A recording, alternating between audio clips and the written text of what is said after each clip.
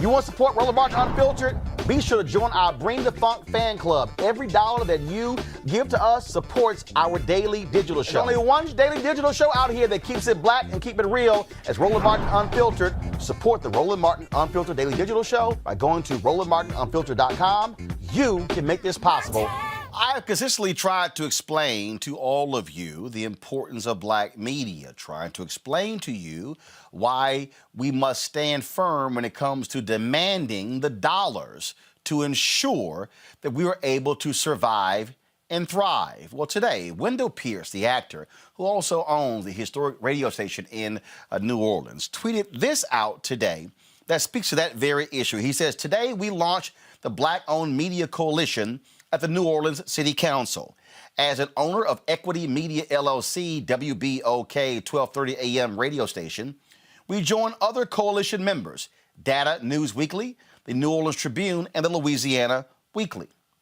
Now, do we have other tweets, folks? If we have it, go ahead and roll that.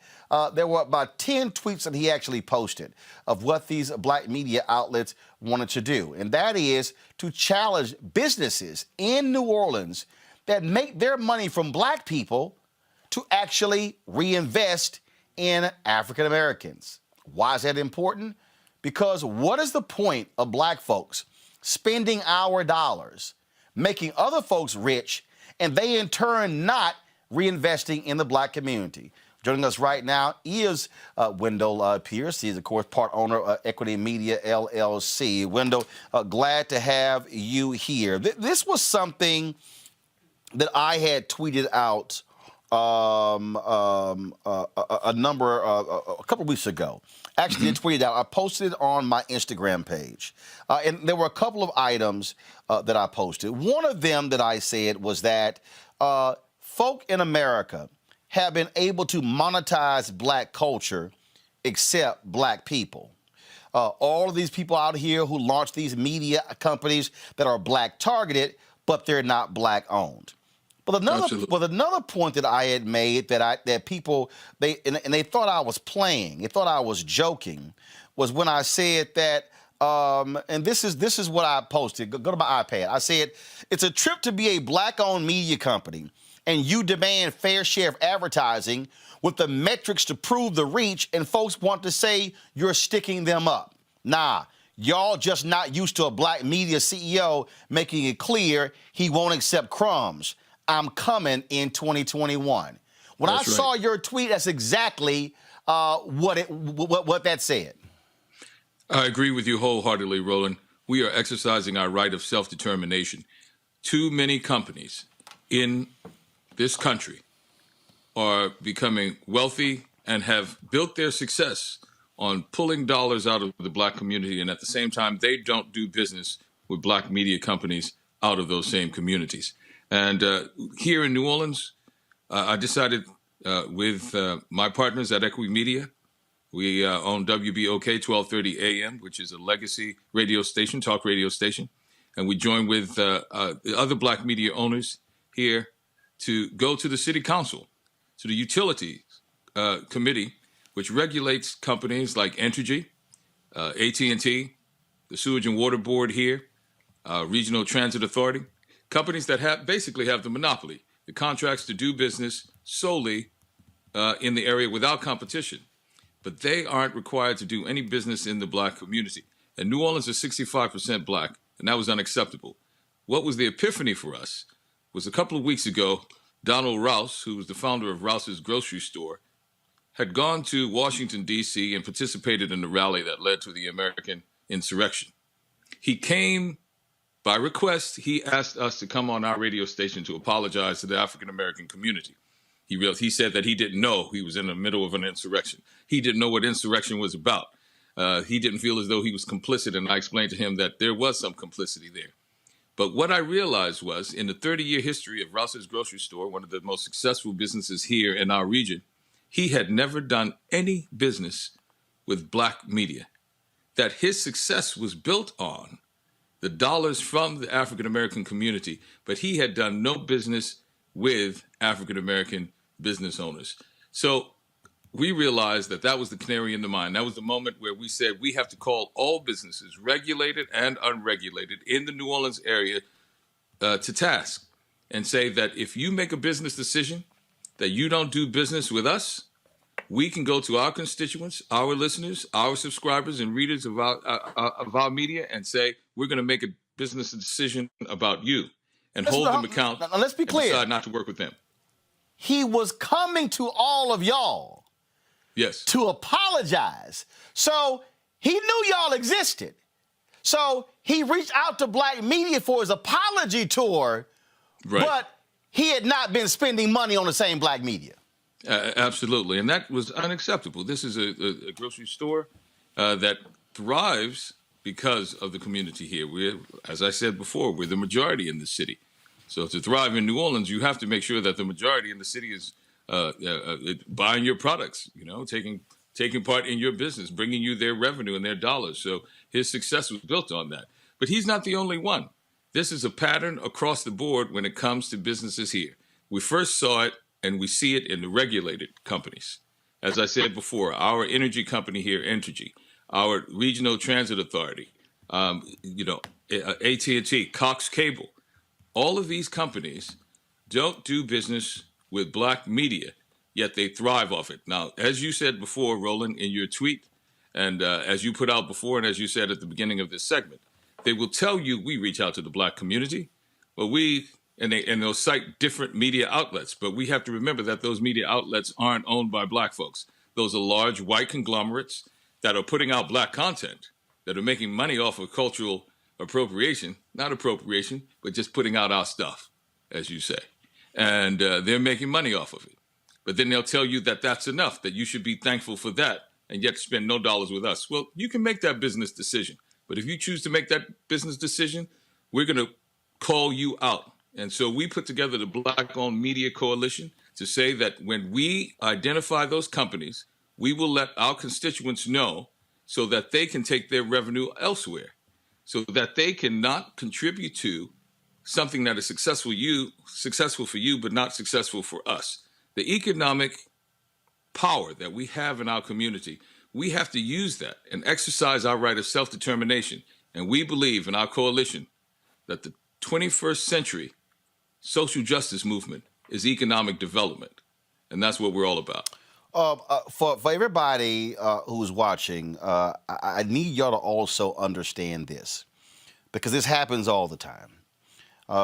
Folks love to talk about Dr. King. They love to talk about what he and others did. They love to talk about the March on Washington. They love to talk about all of these different speeches. But I often say that the most important speech he gave was his last, on April 3rd, 1968. And I want y'all to listen, because again, if you go back and study that 43-minute and 16-second speech, Dr. King lays out the game plan for the future advancement of black people. He literally gives the marching orders for the future. This is Dr. King on April 3rd, 1968, talking specifically what Wendell and I are talking about 53 years later. What we'll have to do is this: always anchor our external direct action with the power of economic withdrawal. Now, we are poor people. Individually, we are poor when you compare us with white society in America. We are poor. Never stop and forget that collectively, that means all of us together, collectively we are richer than all the nations in the world with the exception of 9. Did you ever think about that? After you leave the United States, Soviet Russia, Great Britain, West Germany, France, and I can name others, the American Negro collectively is richer than most nations of the world. We have an annual income of more than $30 billion a year, which is more than all of the exports of the United States and more than the national budget of Canada. Did you know that? That's power right there if we know how to pool it.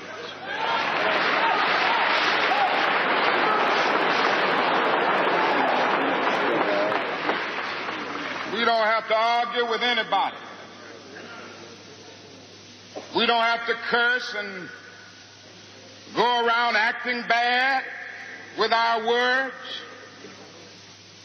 We don't need any bricks and bottles. We don't need any Molotov cocktails. We just need to go around to these stores and to these massive industries in our country and say, God sent us by here to say to you that you're not treating his children right. And we come by here to ask you to make the first item on your agenda fair treatment where God's children are concerned. Now, if you are not prepared to do that, we do have an agenda that we must follow. And our agenda calls for withdrawing economic support from you.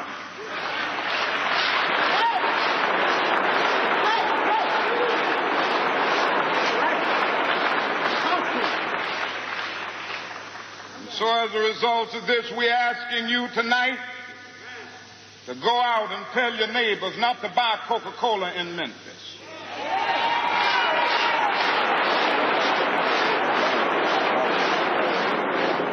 Go by and tell them not to buy sealed test milk.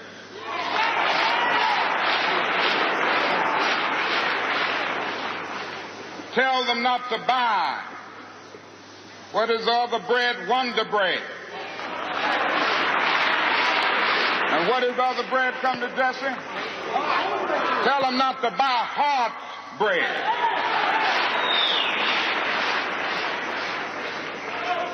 As Jesse Jackson has said, up to now, only the garbage men have been feeling pain.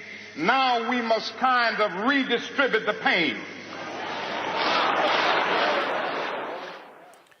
That point, redistribute the pain, what he is outlining is exactly what we're talking about. These folks want to take and take and take from us, starve our black media. That's how we are unable to get information. So when we don't know what's happening at City Hall or county government or the state legislature because the mainstream media outlets are not covering it, when you only see a couple of black faces, when they're not hiring us, when they're not making us the president or a publisher of the paper, they're not making us the top editor. In essence, when they starve our black media, they actually are cutting off the flow of information, and so we are unable to not only feed ourselves, we can't feed our minds. And that's exactly right, Roland. As I speak to you right now on the national stage, the local the local media didn't even cover my presentation at Boom. the city council yesterday. Now, here I am, someone who's from New Orleans, of New Orleans, working around the world, exercising our right of self-determination and calling people to the carpet, but they didn't feel as though that was important enough. The same companies that we were calling out that are regulated, that body of the city council, it's their job to regulate these companies to make sure that our tax dollars are properly spent, can call companies to task for not being online for half of the time. It was a meeting actually about high energy bills that out of the blue hit people really hard in January, and they claimed that it was very cold. And they said, well, we have all of these programs to show you energy efficiency and bills subsidizing and all kinds of assistance. We just need to get the message out to the people. And the first thing I said in my presentation is, well, if you had come to the black media, purchased ads, put out a campaign, a messaging campaign with us, you would have gotten it to the people. Oh, no. See, you don't know how to do that? No, Wendell. We're going to rely on you to run a nuclear power plant, but you don't even know how to get the message to 65% of the people in New Orleans who are African American. And here we are, a legacy black radio station, WBOK 1230 AM, what New Orleans is talking about, but you don't know how to talk to us. That's a problem. No. That's a problem. But here's what they do, Wendell. Them account. But here's what they do. They know how to reach us. They want us to run it for free. Right. They want us to run the press release, run PSAs. Can you do a mention? And so they know how to reach us. But what they want us to do, they want us to do all the work for free. They want to invite us to their Black History Month events, take photos, and put it on the photo page. They send stuff to your radio station. We named this African American to a position. Can they get a shout out on the station? Can you run the photo in the black paper? Don't none of that pay the bills. Don't none of that hire a staff. But when it comes to mainstream TV station, radio station, newspaper, website, they're shelling out dollars. And let me also remind our audience something. If black media does get money, Wendell, we ain't getting actually advertising money. They're giving us community relations money. Right, to keep their license half of the time. But what we have to realize is that we have power within our community. We have economic power. We have an economic engine. I'm talking to you right now from Pontchartrain Park, a historic district in New Orleans, because in the 1950s, we exercised our right of self-determination by having access. This was the result of the civil rights movement, a black community that grew out of sustaining itself. And that Moses generation gave us, a Joshua generation, a clarion call and a mission to make sure that we use the knowledge that we have and our economic power to make sure that there's benefit brought to us. And those who do not accept that, who do not have our best interest at heart, we have to make sure that they are held accountable and that there's something that they have to pay. They have to have some consequences for those actions that are not in our best interest. And that's what we at the Black-Owned Media Coalition, Louisiana Weekly, the Tribune, New Orleans Tribune, Data News Weekly, and WBOK with Equity Media are going to do here in New Orleans. But Roland, I commit to you that we will join your effort nationally, because we want you to know that this is something that's just not localized. This is a national problem, and the more, the merrier, the more strength and unity. And I join that effort with you tonight. I want to show our folks this, and I've talked about this before. This was from 3 years ago, where the NNPA and those black papers are members of NNPA asked the Congresswoman Eleanor Holmes Norton to have a federal study done on federal government media spending. Because in fact, when I saw your tweet, I immediately said, how much is the city of New Orleans? How much are they spending media dollars? And so this is the federal level, folks. Go to my iPad. The study was done over a period of 5 years, 2013 to 2018. The federal government spent $5 billion on media advertising. Of the $5 billion in 5 years, 51 million went to black media. That is 1%. And so what you're talking about there is, because you're talking about the businesses there in New Orleans. The first thing I said was, what's the city of New Orleans doing? Where are their dollars going? Where's the state dollars going? Because all of those agencies are spending media money. And again, because I've run 3 black newspapers, because I was news director, morning anchor at a black radio station in Dallas, because I was morning talk show host and midday talk show host at WVON Radio in Chicago, black-owned radio station, because I was the first editor of Tom Joyner's website, blackamericaweb.com, news editor of Savoy Magazine, worked at major broadcasting cable network for a special 13 years at TV One. So can't nobody talk to me about a black media experience when I've done it all.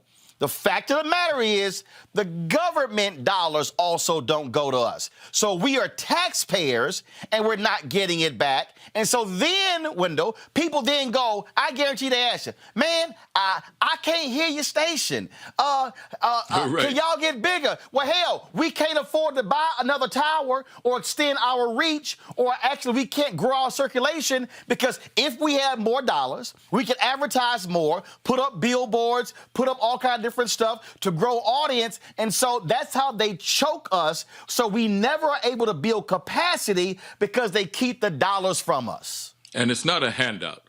That's the other thing. Those dollars that you're talking about coming from the government, that's our treasury. That's our money. So if we're only going to get 1% of that over the 5 years, let me pay 1% in taxes over 5 years. Right. You're not going to give me that rebate. So it is a demand and it's a necessity to make sure that we change the structure. It was very deliberately done. And in this time of reckoning, we have to understand that it's not about trying to convince people and try to make them understand what we're trying to do.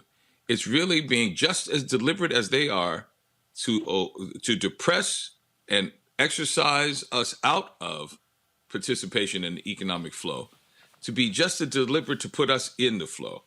Ultimately, we want it to be memorialized and legislated in law. That's right. That a percentage has to of spending has to go to our community, reflected in a percentage of what our community gives you in the treasury. So that's the clarion call that we're going to put out here in New Orleans to our city government to make sure that here we are, a community of 65%, that we are going to have to mandate it in law to make sure that whenever you do a media spend, you're going to have to spend with black media by law, not just by desire.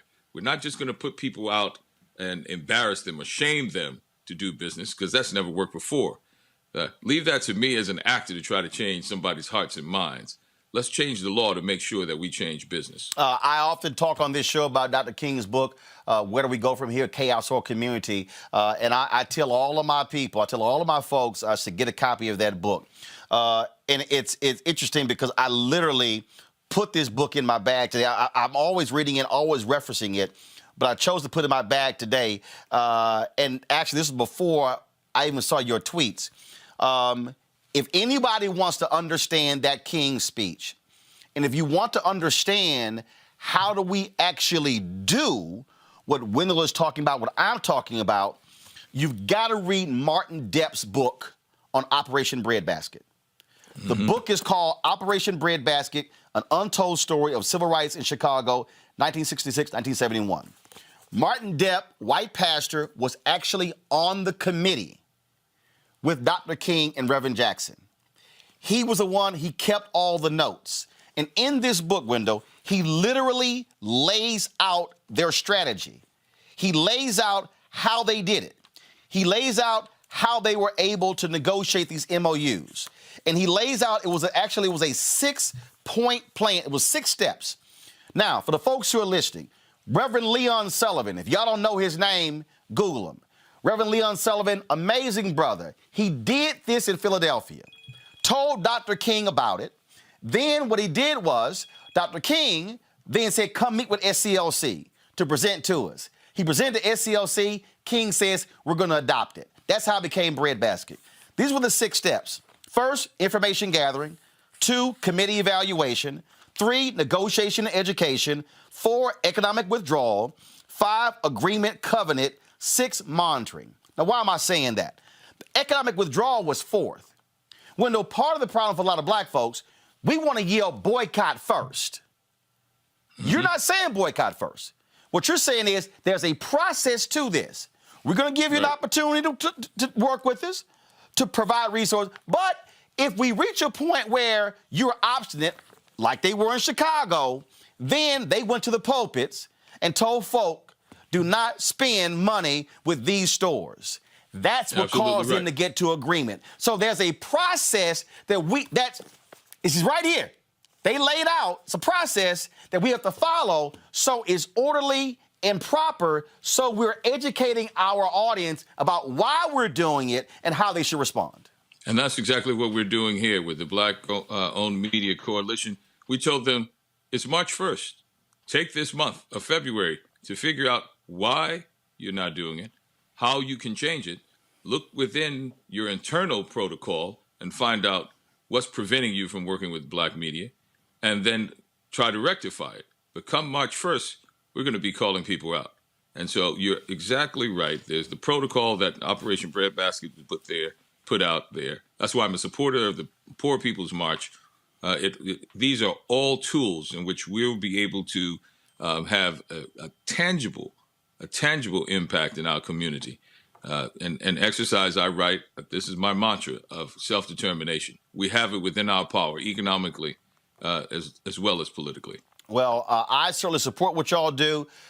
You let me know when y'all want me to bring Roland Martin Unfiltered to New Orleans.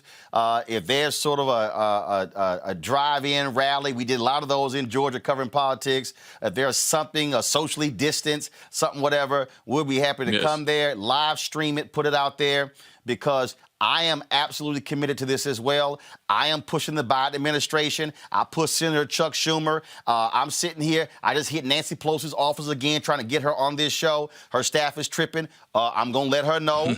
I've been telling the CBC that $5 billion over 5 years, that $1 billion a year, we must be getting that. Don't come talk to black media to run stories on COVID vaccine when y'all paying other people to run ads. That has to be our piece, because, we need black media having 50 and 100 employees. Or we can have, I'm sure you would love to have a city hall correspondent, a state legislature correspondent, have people all around. You got to be able to pay them. These the right for these companies to merge and become these conglomerates that try to move companies like ours out. You know, you're going to approve those conglomerates, but then you're not going to come back and do business with us. So I agree with you. Not only is it going to happen in business, regulated and unregulated, but also in government as well. That's it. Well, just let me know. I'm there with you, man. And again, well, you have been a mentor to me. You are a media mogul in my mind, and it's evidenced by the product that you put out every day. And you are greatly appreciated, Roland. It's always an honor to be on your show. Thank you for giving us amplification of what we're doing here in New Orleans. And I just want everybody to know that my name is Wendell Pierce, and I'm the owner of WBOK 1230 AM, what New Orleans is talking about. Well, I tell you, in the words of Frank Lucas, I'm going to get that money. Yes, indeed. Well, I appreciate it, man. Thanks a lot. Thank you. All right, folks, back to our Roland Martin Unfiltered video in just one moment. It's time to be smart. When we control our institutions, we win. This is the most important news show on television of any racial background. Y'all put $2, $3, $4, $5, $10, $15, $20, $30 on this and keep this going. What you've done, Roland, since this crisis came out in full bloom.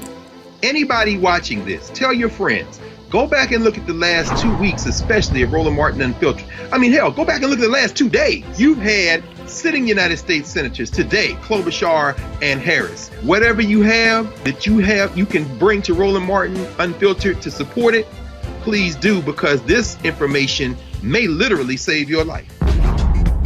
Watch Roland Martin Unfiltered daily at 6 p.m. Eastern on YouTube, Facebook, or Periscope, or go to RolandMartinUnfiltered.com. Support the Roland Martin Unfiltered Daily Digital Show by going to RolandMartinUnfiltered.com. Our goal is to get 20,000 of our fans contributing $50 each for the whole year. You can make this possible. RolandMartinUnfiltered.com. You want to support Roland Martin Unfiltered? Be sure to join our Bring the Funk fan club. Every dollar that you give to us supports our daily digital show. There's only one daily digital show out here that keeps it black and keep it real. As Roland Martin Unfiltered. Support the Roland Martin Unfiltered daily digital show by going to RolandMartinUnfiltered.com. Our goal is to get 20,000 of our fans contributing $50 each for the whole year. You can make this possible. RolandMartinUnfiltered.com. Folks, the Hero Group, a black-owned creative and digital innovation studio, has filed a multi-million-dollar lawsuit in Illinois' Northern District Court against marketing company DDB, alleging DDB exploited Hero to win a 10-year, $4 billion U.S. Army contract. The breach of contract lawsuit states that DDB, which is owned by Omnicom Group, one of the world's largest advertising holding companies, apparently did not compensate Hero Group for 2 years' worth of work, nor allowing them to participate in reaping the rewards of the contract. The company's CEO, Joe Anthony, wants larger ad agencies like DDB to stop swindling smaller minority companies out of millions of dollars. Joe Anthony joins us right now on Roland Martin Unfiltered. Joe, glad to have you here. Thank you for having me, Roland. It's a pleasure to be here. Let's set this up before we get into the details of the lawsuit and all those different things. Let's set up for the people watching and listening so they understand what we're dealing with. The media industry, the advertising industry, is a $150 billion annual industry. We're talking about this is how television networks, cable networks, magazines, websites, podcasts, you name it, are run. All of these companies out here, they utilize these ad agencies. So whether you're a Coca-Cola, whether you're a McDonald's, Procter & Gamble, whether you're a Nike, they use these agencies to handle and determine how their media dollars should be dispersed. So what we're talking about here are black people who are consumers of these companies not reaping the benefits of the very media ad dollars being spent by these companies. You nailed it. And I'm gonna simplify it even more. That black and minority-owned marketing and media agencies in the United States are facing an extinction level event. Right? There is a systematic effort that is being put in place by these big agencies to diminish us, to utilize our ideas, our access, our culture, the color of our skin, to satisfy specific quotas in which they're mandated to win these contracts, just to then circumvent that criteria and discard us like trash. And we are then left with the decision to engage in a very expensive legal battle under the potential fear of being ostracized and blacklisted by an industry that is not even entertaining us anymore, or to just sit back and take it and hope that at some point they're going to throw us some crumbs off the table, right?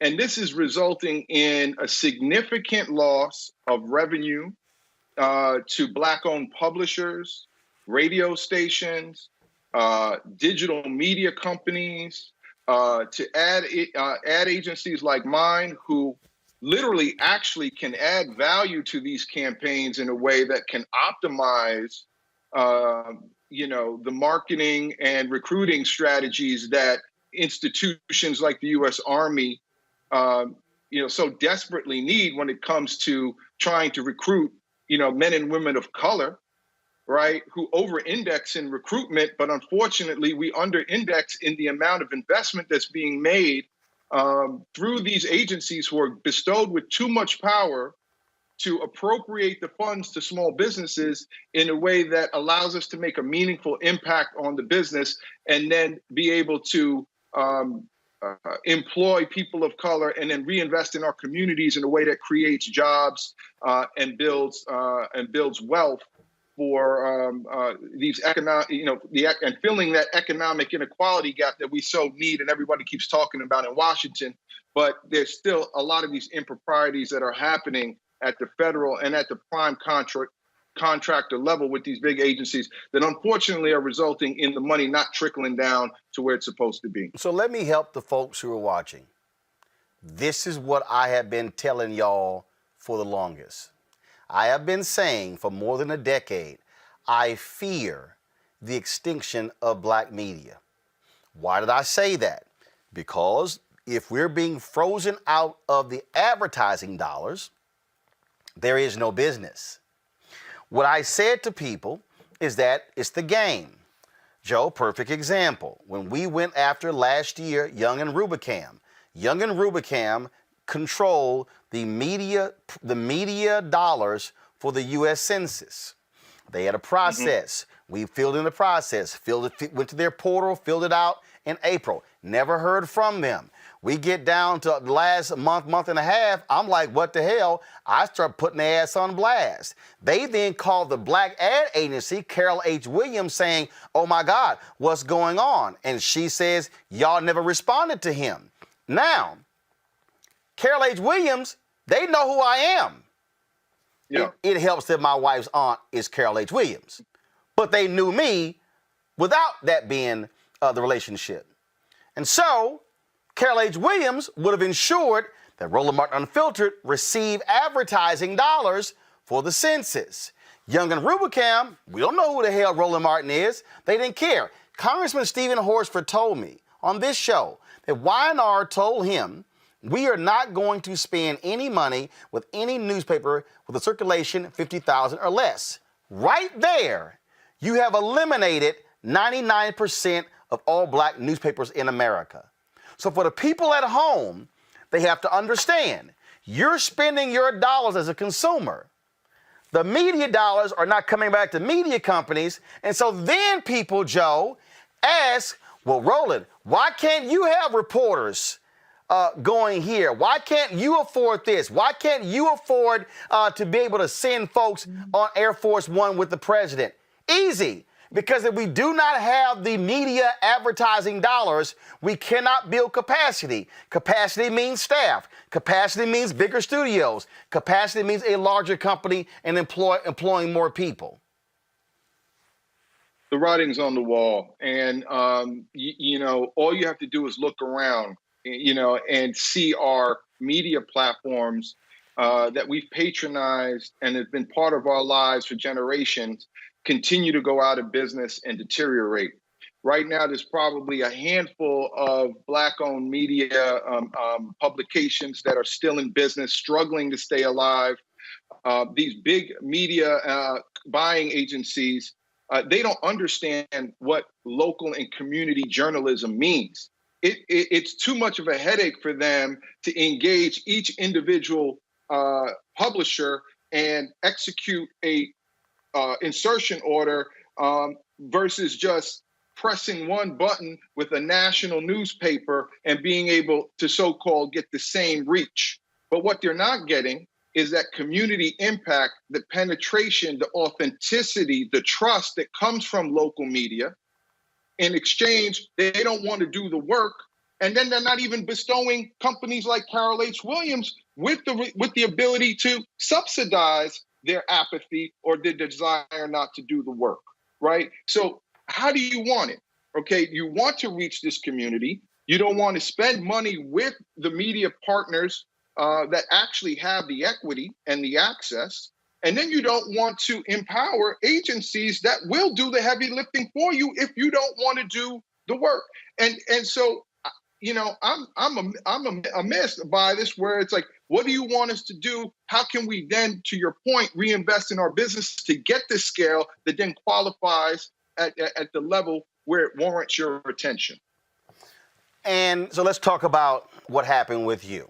You spent 2 years working with DDB to land this Army contract. These ad agencies love these big contracts. A 10-year, $4 billion contract, that's $400 million a year. That's business locked up. And one of the things that people don't realize, Joe, is that, and I knew this before, but I really learned it with the YNR. YNR is up here. They then give the contract They basically take their money off the top and then give it to the company down here that they also own. The company here, I think, was Wavemaker. The company here then gives the digital piece to a company they own.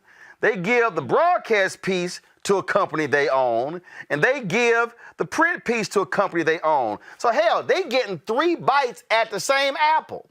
So walk people through what y'all did with DDB to help them get this contract, what you poured in for 2 years, because you're thinking, man, if we're able to get a piece of this, that means I've locked up business for my company for the next decade, so I can build other things around that because I've got a base of significant dollars coming in from just this one contract. Well, I'll take you back a little further because it's important to give you context that I actually in 2002 was awarded a piece of the U.S. Army contract through the agency that had it at the time, which was Leo Burnett, right? And Leo Burnett was actually a company that valued their diverse supplier partners and gave them a seat at the table, all right? When Leo Burnett lost the contract, I was one of the only small business partners to move over to McCann Erickson, and I worked with them on the business for a few years before they found a way to get rid of me because of the same reasons you articulated, their desire to really kind of find ways to keep the money in-house. But when I knew that the contract was coming up for review again, and given my experience, I knew that I would probably be a hot commodity to specific big agencies that were looking to tap into prior experienced partners. So I reached out to DDB because I found out that they were actually going to bid for the contract, and I offered my services. In January of 2017, I was invited to Chicago and asked to participate and team with them on the pursuit of this contract, which resulted in me executing a what they call a teaming agreement with DDB, which explicitly outlined specific expectations that each one of us would receive should we win the business based upon our relative investments. So I participated in a series of ideation sessions, strategic sessions. I brought to bear my full experience, my background, my understanding of obviously the target segments that they wanted to make sure my expertise, that they were able to tap into my expertise for. And parts of my contribution were utilized in their pitch materials when they actually presented live to the U.S. Army.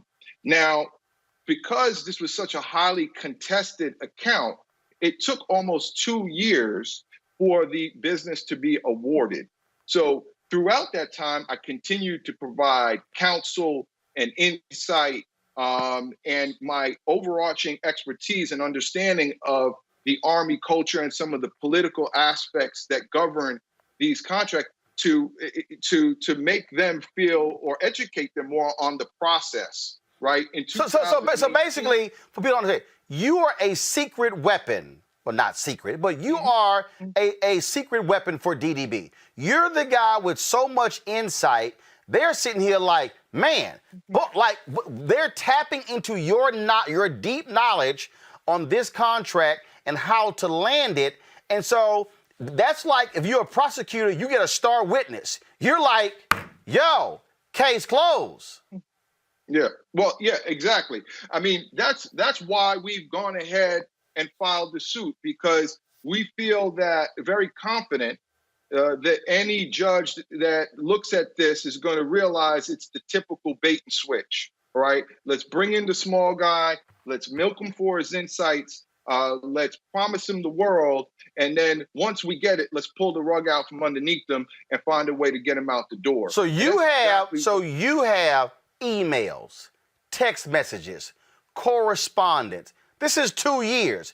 You've got a body of evidence showing the work that Hero did to land the contract. Well, look, I mean, I'm obviously, Roland, I am currently in a litigation. But what I say is I feel very confident with the evidence and the communication trail that I've amassed. Right, that's what I mean. Exactly. I feel very confident without having to go into detail. Right. Yes, I feel very confident that we have the evidence to make a very strong case that supports our position. So they land the contract. What then happens? Do they say, "Who are you? I ain't never heard of you."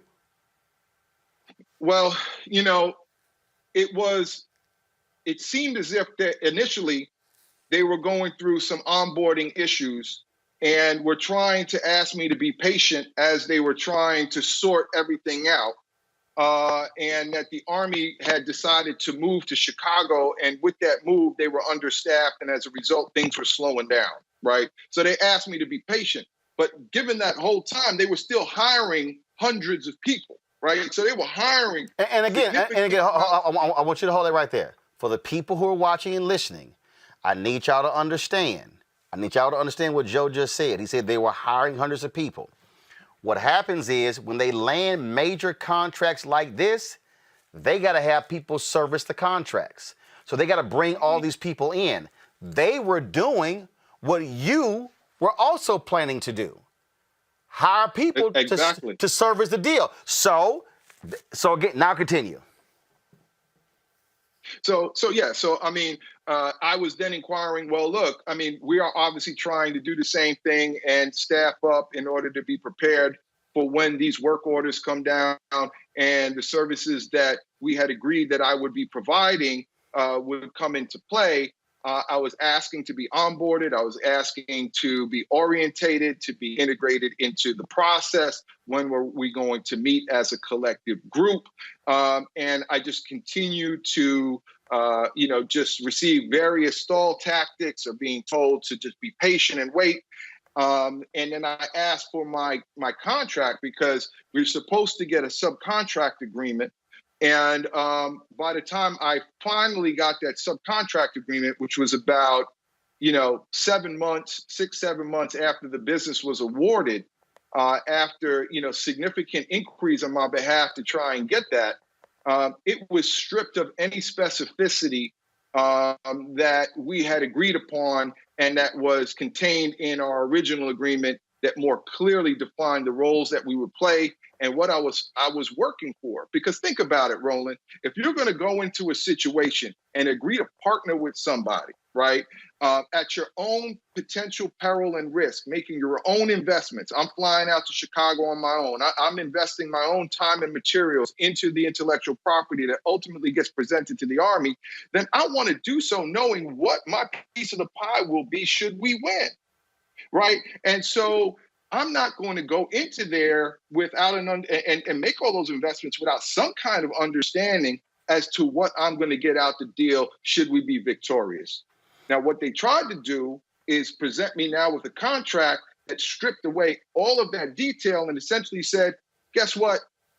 We don't know yet what we're going to be doing, but when we do know, we'll we'll let you know if we need you, right? And it literally regulated me to an at-will contractor that they can get rid of at any given time without any recourse.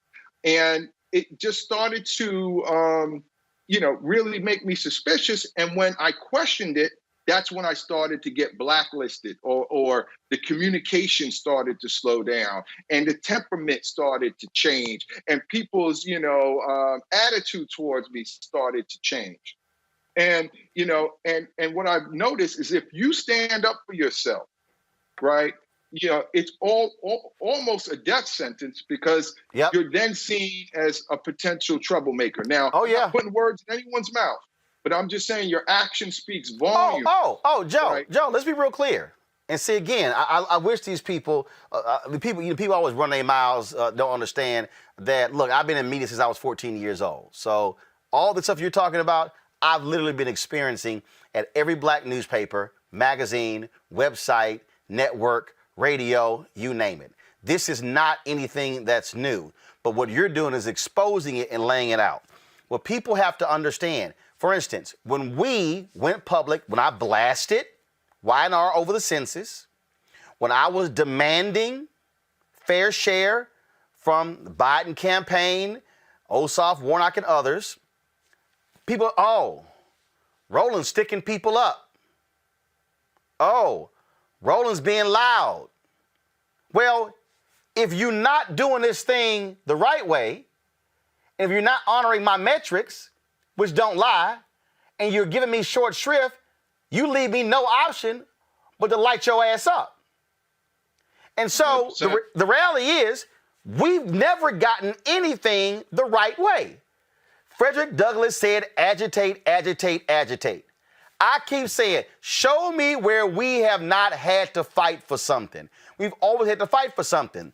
And what you are detailing, what you're laying out, is that you busted your butt to help them land the contract, provided insight and knowledge, and then they decided to ghost you. They decided to sit here and act like you don't even exist. And so what people have to understand, we're talking about millions and millions and millions of dollars. So if Joe wants to employ 100 black people in advertising, I need everybody who's listening to me. Let me put it in perspective. I have more black people who work on my show, and I'll put it up against any show on any cable network.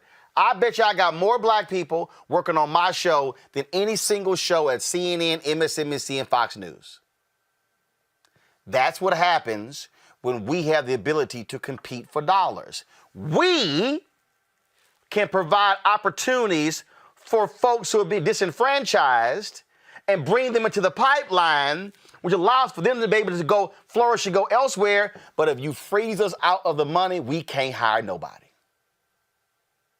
And then we can't reinvest in our communities. And then we have to hear the narrative that we ain't doing for ourselves. Well, how can we do for ourselves if you ain't doing the right thing and providing the resources that we're entitled to that allow us to then make those investments in the human capital and then build offices and places to work within our urban communities and our urban centers and where we're from, so we don't feel as if we need to jettison from those places the first chance we get. These lives are at stake here, Roland. And we just went through a pandemic where we're seeing people on food lines, and we're seeing like our people bearing the brunt, of COVID-19 and constant and economic downturn, and us over-indexing in joblessness and unemployment. These are the lifelines that we depend upon, to ensure that we're getting our bite of the apple, our piece of the pie that can allow us to relatively make the investments in our community to help mitigate those circumstances especially when moments like this happen. And see, for the folk who are stuck on stupid, who love to run their mouths, who don't understand the triangle, who don't understand you have the top, and then then you have at the bottom here. Folks, what I need y'all to understand, which is why I'm spending this amount of time with Joe on the show, which is why Reverend Dwight McKissick, we're going to have him on the show tomorrow, because I don't want to cut them short. I need y'all to understand how all of this is linked. Again, if Burrell is being fed, Uniworld is being fed, Liquid Soul is being fed, Hero is being fed, Carol H. Williams is being fed, if my frat brothers Ahmad and Sherman are being fed, if Fuse is being fed, what then happens is they are feeding these black media outlets who they already know exist, because they also know their audience. I need some of y'all who are watching and listening to listen to what I just said. Okay, listen again. What white ad agencies say is, oh, we don't need to give Roland no money. We can reach the black people in general market. Mm-hmm. We can run I need y'all listening. We can run ads during the NBA game to get black men. We can run ads during Queen Sugar to get black women. What Joe says, and Carol H. Williams and Liquid Soul. No, you can do that, but that black consumer who's watching black media, they are listening, and that's a different black consumer, as a different relationship. The white folks go, they black. They don't matter who they are. But then guess what happens? The NBA money is going to TNT. It's going to ESPN. It's going to those entities. And who's getting frozen out? The black media outlet. And then what happens? You, the black consumer, you don't know about voter suppression. You don't know about the CB. You don't know about these other stories, because guess what? Black media can't afford to hire staff to cover those issues. And so what you're describing right now, Joe, builds the black advertising ecosystem, which then builds the black media ecosystem, which then feeds our people, and everybody is nurtured and seeded and able to eat and learn and grow. What they say is, no, if we cut Joe off, we cut all of that off. That's why this is big. That's exactly right. And part of it is a preservation tactic on their side. They're seeing the browning of America happen right before their eyes, right? So you could argue, right, that who is the best suited minds and agencies to actually develop general market campaigns? Is it the big monolithic agencies that are out of touch with culture? Or is it the minority-owned agencies that actually live in our own culture and general market culture at the same time and have a greater purview on what's happening, given the fact that we're seeing a lot of these big agencies steal and borrow our culture anyway to create commercials that have Snoop Dogg or DJ Khaled in it, or, you know, whatever kind of piece of our culture they could jack in order to seem as if they are culturally relevant, right? So if that's happening on that level, why can't we be seen as an agency that could actually develop more balanced communications that work for everyone, that not only are, that are rooted in insights, because we know we're the trend makers, all the trends come from us, right? That's what they're tapping into. Yep. But if we actually have the ability to develop those same ad concepts, we can actually do the work that results in a more balanced, allocated investment that includes black media and does the mainstream media, and tell our stories in a way that are more profound and credible than they're doing right now. Perfect example. But they see us as a threat, and that's what they're trying to do. They're trying to diminish us because they see us as a threat. So, Joe, you familiar with R.J. Dale? Mm-hmm. Okay. For everybody watching and listening, I'm about to give y'all an example of what Joe is a little different than what Joe is dealing with, but to understand what happens. R.J. Dale, and matter of fact, Ashley, make a note so we can have R.J. Dale on the show later this week to further amplify this. R.J. Dale was in Chicago. R.J. Dale had R.J. Dale Advertising. R.J. Dale lands the Illinois lottery contract. Not the black part. He lands the Illinois lottery contract. He lands the prime contract. Okay? That's the equivalent of Joe's firm getting the $4 billion prime army contract. The white ad, y'all, I was in Chicago at the time. I know R.J. Dale personally. The white ad agency were pissed. How in the hell did he do that? They then kept putting pressure on lawmakers and the agency. Audit him. They were angry, Joe. And I don't use this word. I do not use this word. They essentially were saying, how did this nigga get that contract? How did he beat us out for the contract? You talked about creativity. R.J. Dale recruited Bernie Mac to do the commercials for the Illinois lottery.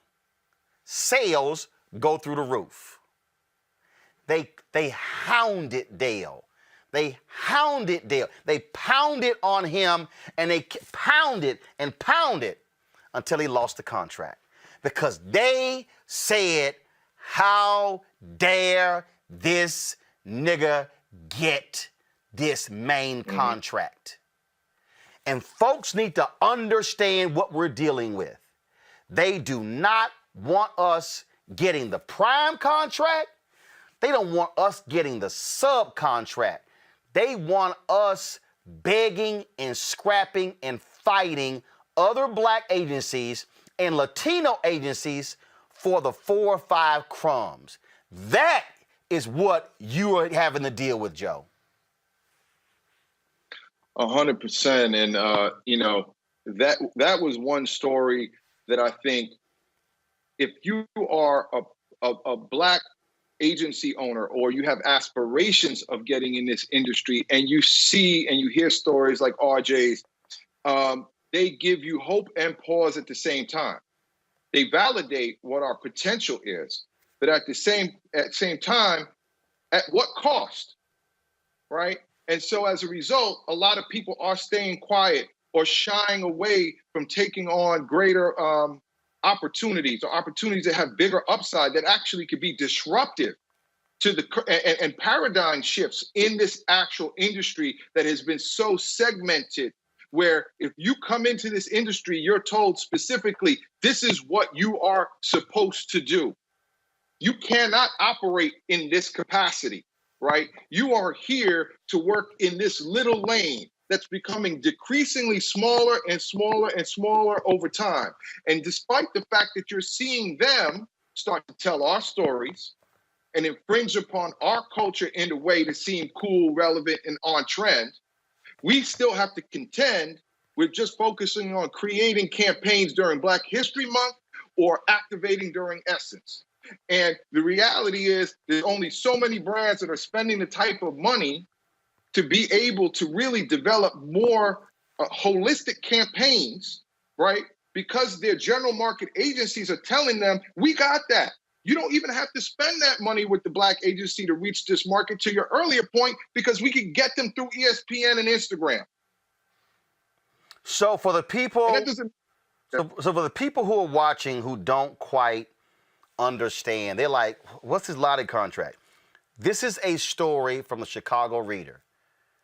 It was a $100 million advertising contract. I need all y'all watching, listen to understand. When y'all are watching television and you see a commercial, an agency produced that commercial. That means directors, writers, creatives, lighting people were hired to produce the commercial. That means somebody was hired to place that commercial. All that's paid. When you see a newspaper ad, a magazine ad, when you see a banner ad on a website, when you see a pop-up ad comment, there's a company that got paid to place those ads in those media platforms. And in this story right here, RJ Dale says that he didn't feel lucky getting his contract. There were low commission rates, sky-high legal fees from state audits. Quote, quite honestly, it damn near put us out of business. But, go back to the iPad. During its 5-year contract term, revenue from the lottery increased by $490 million. Folks, when we talk about systemic racism, and we talk about how the pressure is brought to bear against Black entrepreneurs who, to keep them broke, to keep them begging, that's what we're talking about with RJ Dale, and that's what we're talking about right here. Joe, they don't want you to be a $500 million agency. They don't want you to be a $1 billion agency because they know we, Black folks, we had to do stuff with no money. So a whole bunch of Black directors didn't want to do Selma. I can't do that for $25 million. Ava DuVernay said, hell, I can. Look how Ava took making Selma and what she's parlayed it into. That's what we're talking about here. They don't want to see Hero become as big as DDB or Young and Rubicam, because they know if we can keep controlling the dollars, then we control the whole media landscape.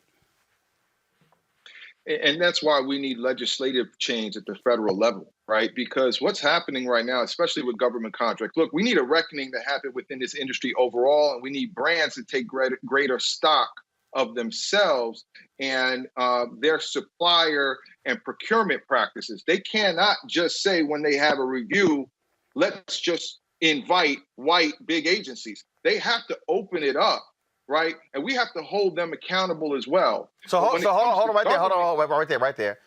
You and I know what review means. For people who don't know, explain to them when a company says we're putting our business up for review. This is a very important point, right? So every so often a brand, whether it be a McDonald's or a Procter & Gamble or a Mercedes-Benz, they have advertising service contracts that they actually put up for bid so that companies like mine and Carol H and other bigger agencies can go out there and compete for, right? And every year there's series of contracts that are up for bid or up for review that we can actually try and get them to invite us to actually participate in so that we have a chance of winning it. So when the Army went up for review, that's when DDB and myself got involved in trying to pursue the contract because they were actually putting it up for bid. So we just got a couple of minutes left. If everybody understand, this is not going to be a one and done. This is an issue that before Joe even filed a lawsuit, I've been committed to. Y'all have been hearing me talk about this. Y'all have been hearing me lay the groundwork for this. You heard me also say, I put this on Instagram, in 2021, we ain't sitting here looking for crumbs. What did my man Leslie say playing Sam Cooke? He said, damn the pie, I want the recipe. What we're dealing with here is this here. If we don't fight this fight right now, you're not going to have black-owned media. You're not going to have 100%. black-owned ad agencies, which means black people, listen to me clearly, and there are white people. I got a letter from a guy, 70-year-old gay guy, who sent me a contribution. There are white people who watch my show. I have white staffers. Let's be real clear. If this continues, there will be no Roland Martin Unfiltered in the future. There will be no Essence. There will be no Revived Ebony. There will be no Blavity. There will be no Griot. You cannot survive in media without advertising dollars. All y'all people on YouTube and Facebook saying we can go create this here. I told y'all when Congresswoman Val Demings was on here, when we were discussing her media ownership resolution, it means nothing to own something if you can't eat. And advertising dollars is the backbone of the media industry. Joe, what has been the response that you have gotten from other black agencies or black people in the industry or even black people who work at these brands who work with these agencies? It's been a humbling experience. You know, I obviously when you make a decision like I did, you know, historically you could be put out there on an island because everybody's scared that if they raise their hand in support of you, that they were actually going to be ostracized or blacklisted or, you know, ghosted out the game. And but on the contrary, you know, the support has been incredible. We have been getting calls and emails of support from, you know, people within the industry, commending us for our courage and our willingness to speak up on an issue that has been endemic, that has been long overdue to be brought up. And so we are extremely excited by the outcry of support that we're getting. We even have people from Omnicom who have reached out or have engaged in our content and our media announcements, in support. People who have emailed me directly from Omnicom saying that they can't believe that this has happened, that it's appalling, right? So, people are more, I think, compelled now, especially in the wake of George Floyd, to be more outspoken. And it's something that obviously has been humbling and something that we obviously are going to continue to encourage, because the more that we can collectively unify our voice to let this industry know, to let the federal government know that, it's over. The time of us being marginalized is done, right? And we got to demand change, and that means we have to organize, and we have to give people clear instruction as to what they can do and the role they can play to help drive the change that we need. The thing that you talked about, what people don't get is, you knew the moment you filed this lawsuit that you potentially were pulling a Colin Kaepernick move. That we know how this game works, where they say, we might blackball you forever. This is one of the reasons why black people and others in media, Latinos, women, don't file lawsuits against media companies, because media protects media. This was a bold stance. And the moment I saw the lawsuit, for everybody out there, for everybody who's watching, I need y'all to understand why you have to have black media. One, why y'all have to support black media, and why black media has to fight for the Joe Anthonys of the world in order for us to survive. Because the moment I saw this story on the lawsuit, I had never met Joe. And if we did meet, I can't remember when we met. I went to LinkedIn, sent him an email, hit me up. That was Friday. I said, Joe, I'm putting you on a show on Monday. And we're going to spend the time to walk through this to educate our audience, because part of this, Joe, you talk about the legislation, part of this, and I've experienced this as well, is that our black legislatures don't know. They don't know the game. They don't understand the nuances, because and I get it. And so we have to, and I have talked to the Congressional Black Caucus.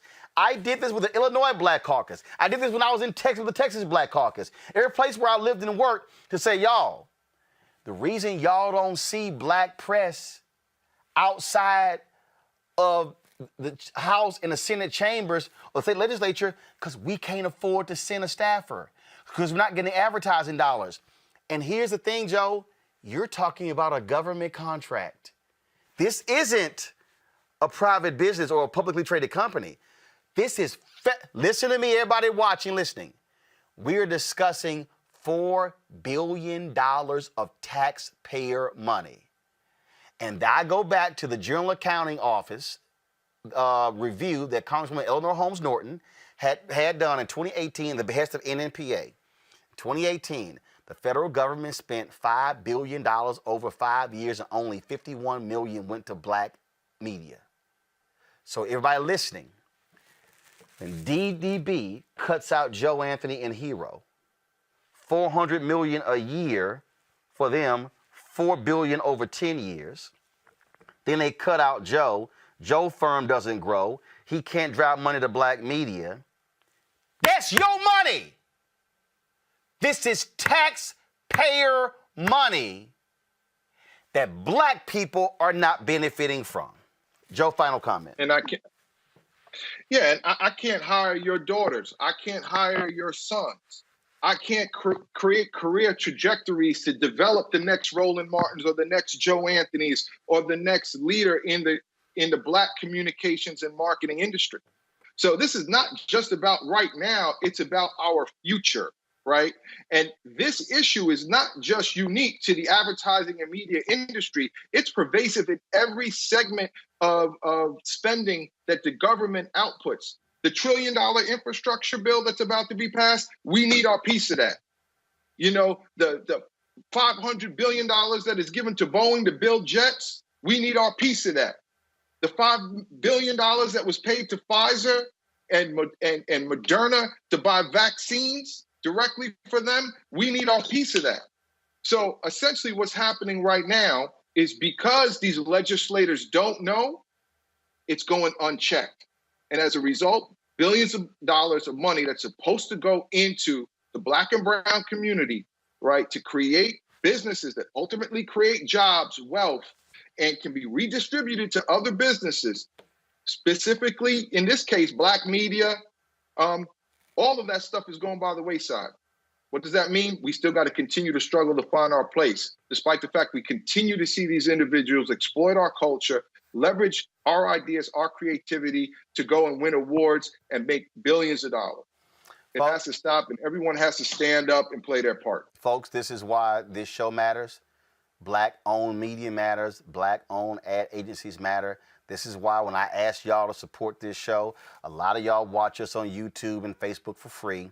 But understand, when I ask you for $50 for over the course of a year, $4.19 a month, 13 cents a day, it is because what you're doing is you're actually funding this. Some of y'all have been commenting, well, why wasn't they get paid? Y'all need to understand, when you're going after a contract, they don't pay you when you're going after a contract. You get paid when you land the contract.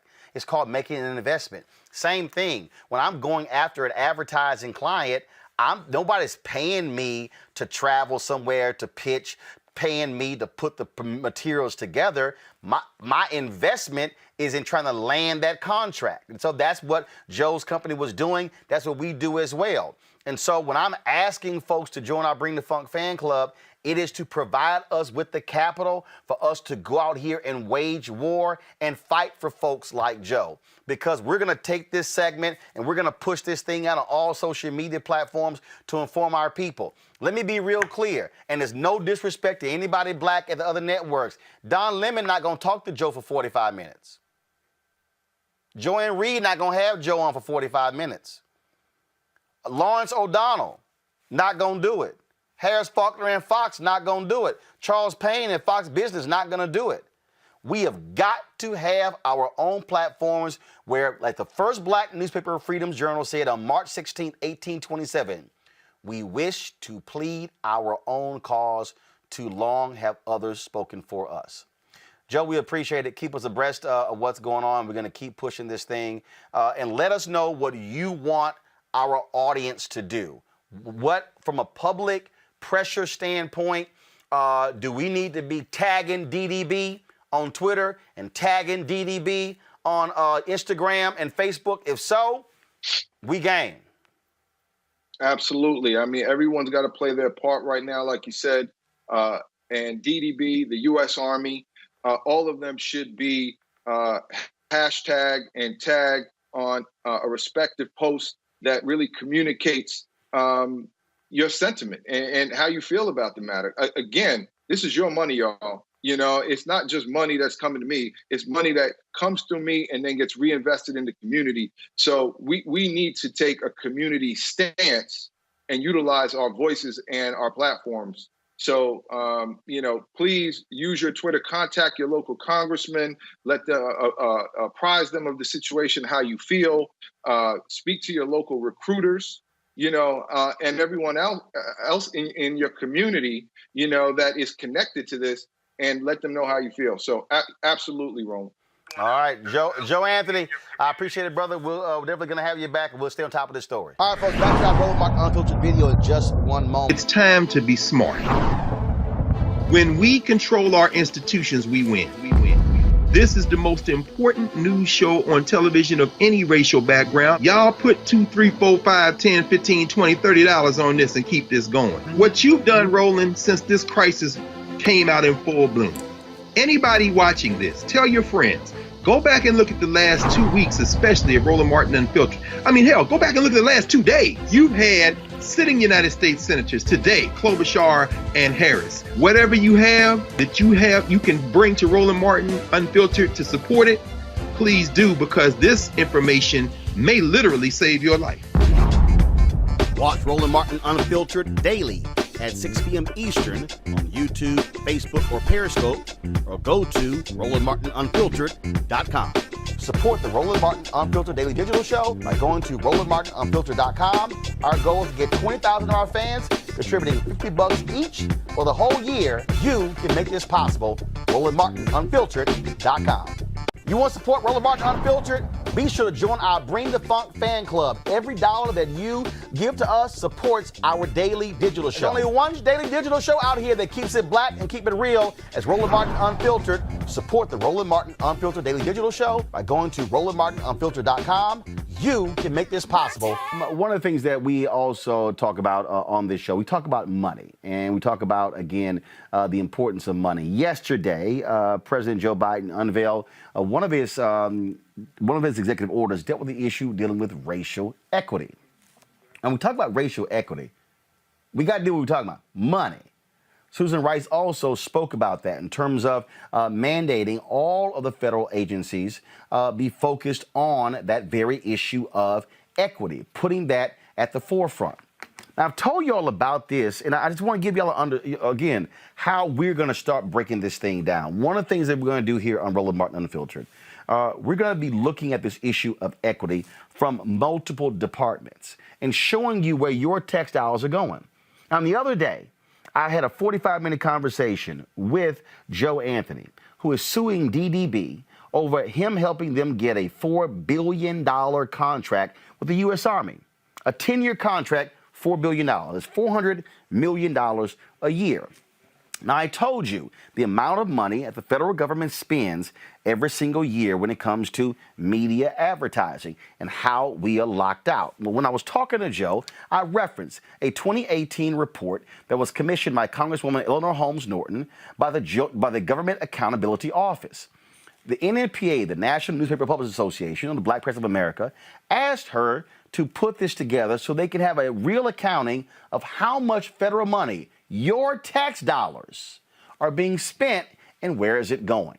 That GAO report revealed federal agencies spend very little advertising with black and other minority-owned businesses. According to their report, between 2013 and 2018, federal government agencies spent $5 billion on advertising. Let me repeat that for y'all. $5 billion in 5 years. $327 million went to minority-owned media companies. $51 million of the $327 million went to black media. So again, $5 billion, $327 million going to minorities, $51 billion of the $5 billion going to black folks, 1%. Congresswoman Norton says she would work with black and minority publishers to press her colleagues in Congress to demand greater spending on minority-owned outlets to reach minority audiences that most traditional outlets do not. The question is, has that been happening? Joining us right now is Dr. Ben Chavis. He's the president and CEO of the National Newspaper Publishers Association. Ben, glad to have you back on Roland Martin Unfiltered. You cannot have a growing media entity if you don't get advertising money. Pure and simple. That is the lifeblood of every media operation. Fox News profits $1 billion+ a year. CNN, some 700 million. MSNBC, 600-700 million. That's profit. They make way more than that.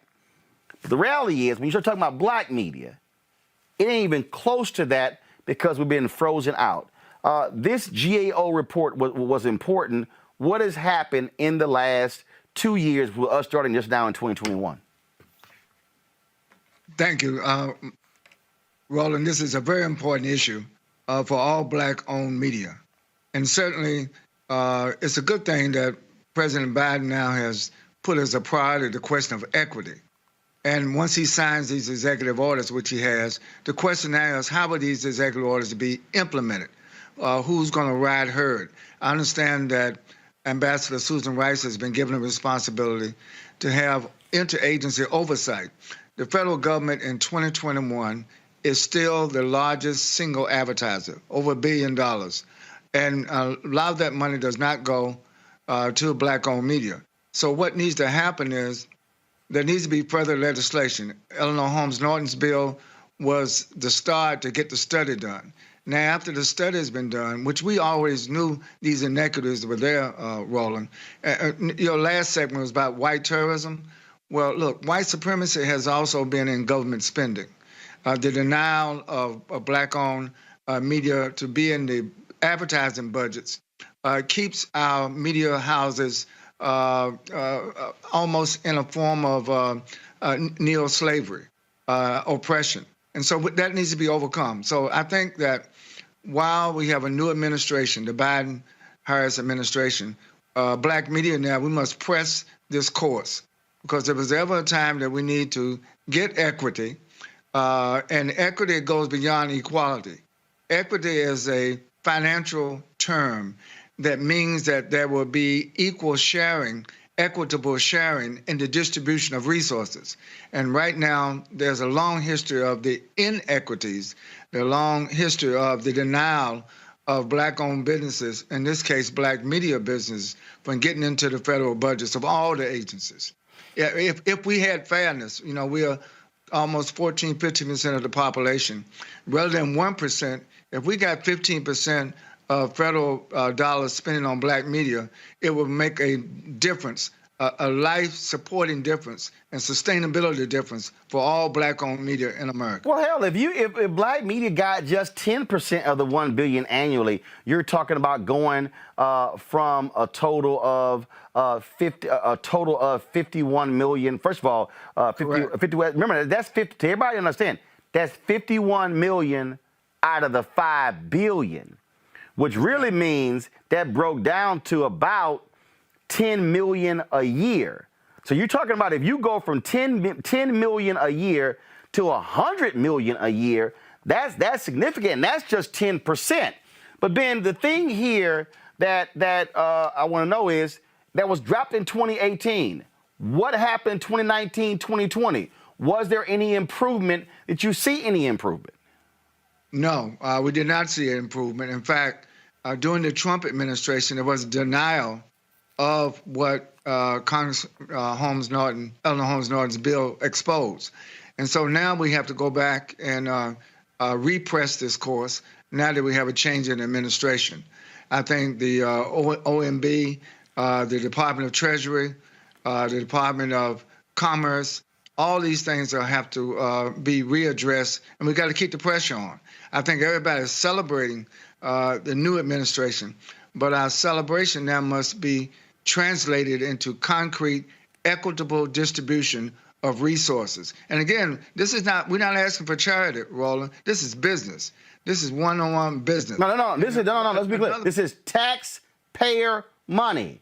Black people's money, too. That's right. We pay taxes, but the distribution of the taxes do not come back to our community.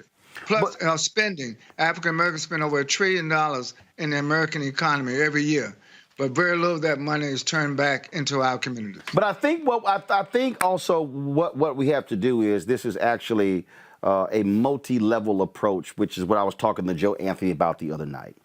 And that is what really happens here is first, the people who get the advertising contracts are the white advertising agencies. Agencies, that's right. What the federal government then does gives them complete control over the dollars. So you don't have any real oversight or demands for how they should operate. So then what happens is these white ad agencies then screw the black ad agencies, don't even consider them to be partners when it comes to distributing the money to black media. And as you know, if black ad agency is frozen out, we ain't getting anything. I can tell you, as somebody who has participated, I have participated in the past 6 months on several phone calls with major white ad agencies. And in the conversations, you can hear them ask the questions in order for them to set you up for them to be able to say, no, we're not going to give you any money. In fact, Congressman Stephen Horsford sat on this show and said that Young and Rubicam told him when it came to the census money, they were not going to buy any ads in any newspaper, 50,000 circulation or less.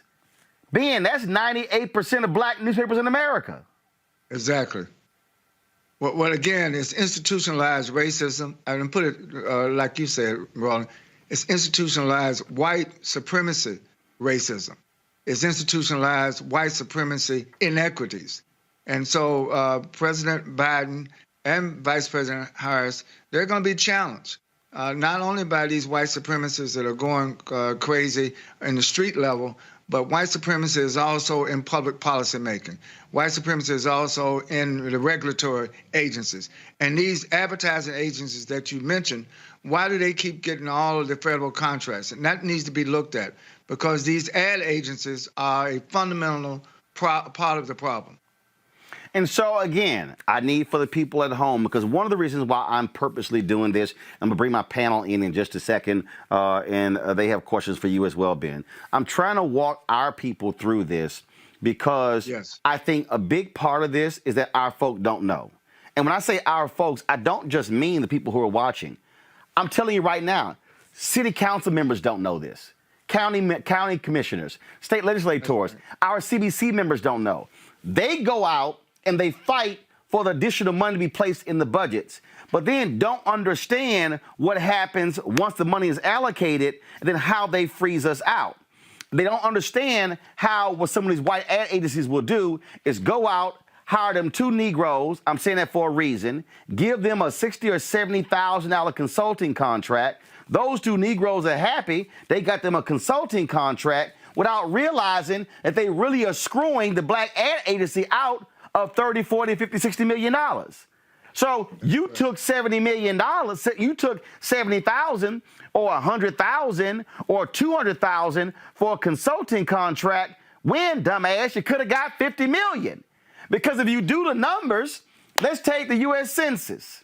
Y&R had access to $350 million. Y&R gets the contract. Y&R takes their 15% off the top. Y'all, do the math. That's $42.5 million. Then they assign it to another agency that they own. Then they get their cut. Then they assign to another agency that they own to handle the digital, the print, and the broadcast. They all getting cut. So the $350 million, by the time it gets down to being spent, hell, they already took $100 million. So Roland, we need to call them out. But your point about the lack of information and facts steadily, consistently, on a daily basis going to the black community, that's a great point.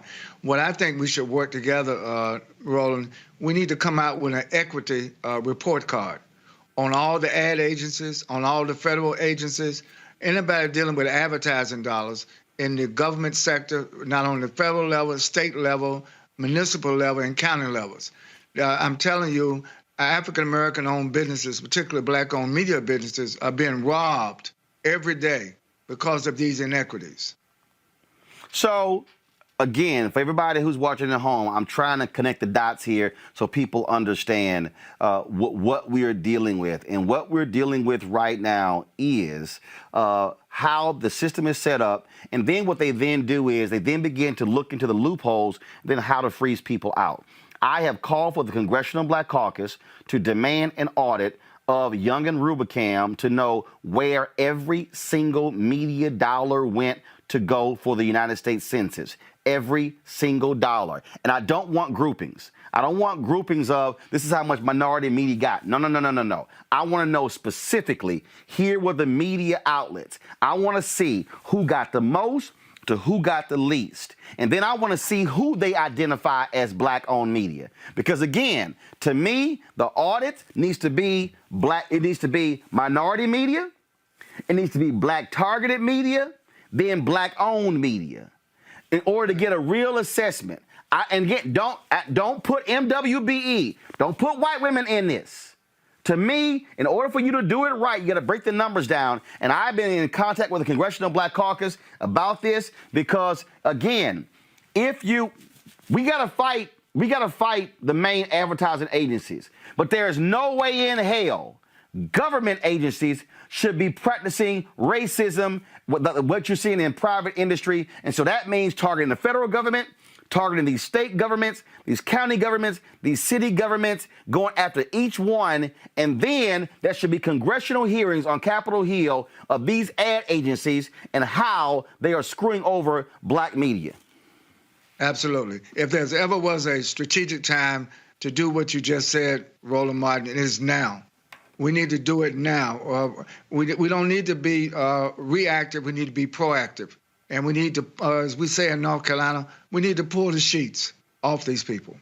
Let's go, Scott Bolden, you represent NNPA. You do work with them on a legal basis. Your thoughts on this issue? I mean, we're talking millions and millions of dollars, and this is the reason right here black media can't grow. This is the reason right here why we don't have newsrooms of 50 and 75 and 100 employees, because, hell, if you don't get the advertising money, you can't hire nobody and build capacity. Mute button, Scott. Go ahead. Yeah, I'm here. I'm here. No, they had your audio down. Go ahead. Go ahead. Okay. Dr. Chavis, good seeing you. You know, most of our businesses are going to probably be reluctant to take on the ad agencies vis-a-vis private sector, because what Roland just laid out was, you know, they want their piece of the pie too. But they ain't getting nothing. You're right. But in their mentality, 50 million, they say, I can't get 50 million, but I can get my 10,000, I can get my 25,000. So Dr. Chavis, my question to you is, in partnering with NABJ and other organizations and going to the Hill to advocate, and I know you do that every year for NNPA, who are your angel investors in the House and Senate and in the White House? Who carries that fight for us against the federal government as you represent the NNPA, and obviously NABJ is out there as well? Who are your angel investors on the Hill that can take this fight and see it through to the end? Well, Congresswoman Maxine Waters is chair of the Finance Committee. We've had some discussions about this. She has oversight over all the banking and the financial services institutions that also don't advertise with black-owned media. So Congresswoman Maxine Waters is one. But I would also say now, because of the announcement this week by President Biden that Ambassador Susan Rice certainly needs to be called upon. We need to meet with her like ASAP to make sure that her responsibility now to provide oversight over all of the federal government. They like to use this term, a whole of government approach.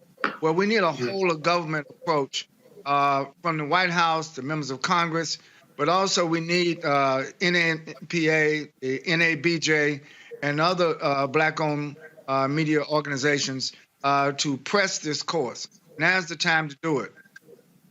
Well, look, just legislation or reg that says 20% of that $1 billion needs to go to black media. Isn't that just the more simple answer? Well, again, getting those formulas, getting those policies in place. We've just witnessed 4 years of triage, 4 years of denial. If anything, the last 4 years, the Trump administration did everything they could to put black people out of business, rather than in business. And so now we have to recover not only from the coronavirus, but we have to recover from systemic white racism, terrorism, both on the streets and in the pocketbooks of black-owned businesses. Robert Patillo. One of the things that we've seen this year in particular is the need to address black audiences. During the campaigns, there was a special effort made to target black folks, and in many ways that was brought Democrats across the finish line. As we're rolling out the coronavirus vaccine, there's been a great emphasis on communicating with black communities. The military each year is one of the largest advertisers in the country, and they're more than happy to recruit black and brown people for the military, but they aren't spending that money with black and brown media outlets. What can be done legislatively? What can be done put into law that will not violate any what the model legislation out there that would address these issues? Because simply put, this is a line item in a budget issue that could pass very easily. But where's the legislation at, and who's pushing that legislation? 1 second. So before you go there, let me unpack this here. There were people who were patting themselves on their backs about the amount of money that was being spent on black media. But let me be perfectly clear, it simply was wholly inadequate. Now, you're talking to somebody who did get money. from the Biden campaign, Ossoff and Warnock campaign, the DSCCC? Was it what it should have been? Hell no. Now, why am I saying that? Because let me be real clear. Political dollars, just like other folk, they expect us to take crumbs as opposed to appreciating what we actually bring to the table. Now, when folk get in trouble, then all of a sudden they respect us and then they want to come as the last second. And so what I'm talking about here, because I dealt with the same thing dealing with the DSCCC.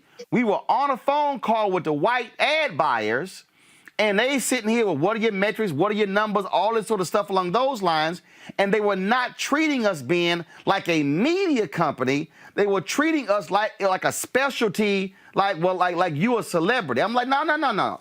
Talk to me like you talk to CNN.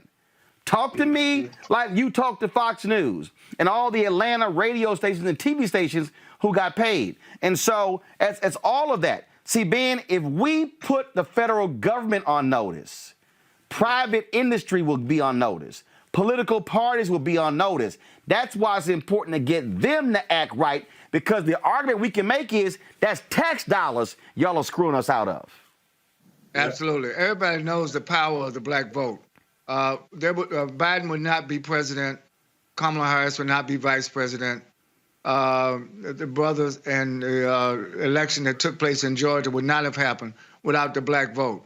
In fact, the Democratic Party would not be leading the House, the Senate, and the White House if it were not for the black vote. The question is, why do we have to now beg the people who we put in office to treat us right? That's what's at stake. It is not only a question of equity. It's also a question of integrity. It's a question of reciprocity. It's a question of respect. And we are going to press this course like never before. You know, I get a kick, Monique, out of stuck on stupid people who, one, think they know what we're talking about as if we don't know it, as if we ain't been living this. I mean, you know, I've only been doing media for 38 years. I mean, that's it, just only. You know, then somebody put study CNN, ABC, NBC as a model for international growth. Your ass can't go international if you can't be national, Thomas. See, I mean, stop saying stupid stuff, okay? I can't. How in the hell am I going to go across the pond if I can't even go across town? That's right. Wait, was his name really Thomas? But see, and again, but people don't understand, okay? You do not have a dedicated individual who covers Congress for black media because we can't afford the extra staff. This is a numbers game. Look, I got 12 people who work for me. Do you know a bunch of black newspapers ain't got 12 people? And again, it's capacity. If you're not getting the dollars, you can't hire people. You can't hire people, you can't cover stuff. You can't cover what's happening in your city, you sure as hell can't cover the state. You can't cover the nation, and you can't cover the world. Okay, yes. Is it my turn? Yes, go. All right, I'm ready. So from last night, and thank you, Roland, just in the middle of the night, the wee hours of the morning, coming onto my live, but I want to continue that conversation because I was talking about this word equity and the difference between equity and equality, and how grateful I am for this current administration that understands that it's not just nomenclature. And where I guess I would disagree, I'm not going to disagree with Dr. Chavis. I love you, Dr. Chavis. God bless you. But the rest of y'all, the way that I'm going to disagree is it's not just money. Because when we look at the difference between equality and equity, and then if I dare go from equity to justice, what I'm saying is equality is everybody gets the same thing. You get 3 apples, you get 3 apples, you get 3 apples, you get 3 apples. It's too late for the United States.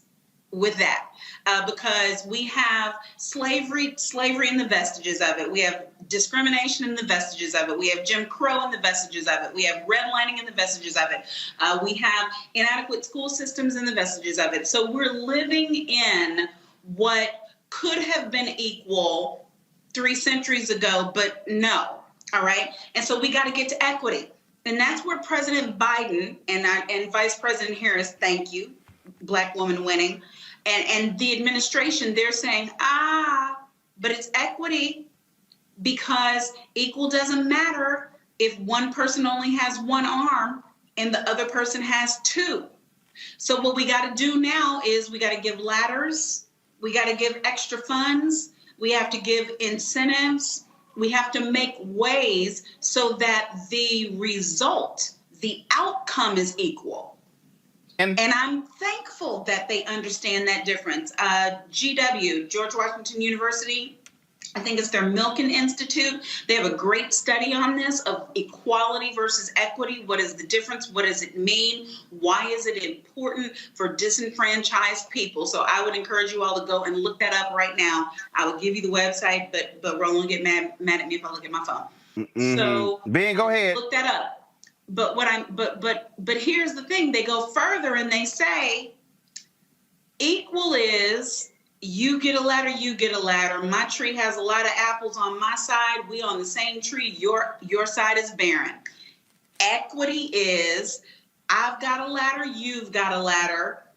I've got some apples, you got a few apples. We're helping you reach a little bit higher so you can get to some of my apples. Justice. All right.